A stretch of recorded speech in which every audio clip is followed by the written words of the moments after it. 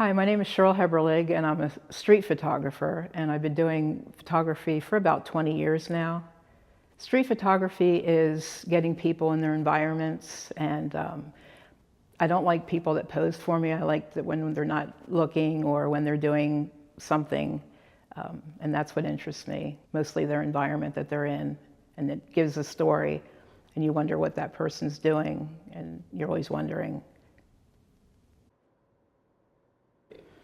I like the moodiness, and I like doing nighttime photography, and I like when it's raining and foggy. Those are my favorite times. I do get upset when the sun's out, so I can't take any photos during the day because that's not what I like to do. Started taking pictures when I was like 10 or 11. My parents got me a camera, so I just went around the neighborhood taking pictures of, my neighbors. I like the elderly. I would always go and take pictures of the elderly neighbors that we had, and I would talk to them, and they were pretty good letting me come in their house and just take pictures of them. I went to hack for photography later on in my life, and I started taking photos maybe again about 20 years ago. I got back into it again. I remember my grandmother going to the Comet when I was younger, and I would go with her, and I remember we went once or twice, and that reminded me of her. Well, like I said, I like to take pictures in the alleyways and the streets, and I like the rain, so it had every quality that I liked. I like Harrisburg because there's a lot of people around, and everyone's different. They're doing different things. And I like the lights at nighttime in the storefronts. I don't like anything new. The more corroded something is, or just like old buildings, I just like the oldness. My name is Mindy Deardorff. I'm an artist. I work mostly with portraiture, black and white. That's my shtick lately. I prefer working from photographs because my work is very detailed. And there aren't too many people that want to sit for that long a period of time for me to get all the details that I need. So generally, if I do work from a live model, I'll take photos of them so that I can work off of those as well. Most of the work that I have here, probably all of the work that is here today, is charcoal and graphite.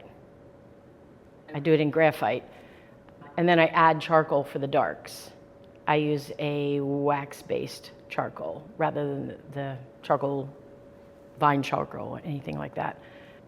But it helps me get those rich, darks that I need. And I like a lot of contrast with my portraiture. So I have some very dark darks up against the light highlights. It gives it some dimension.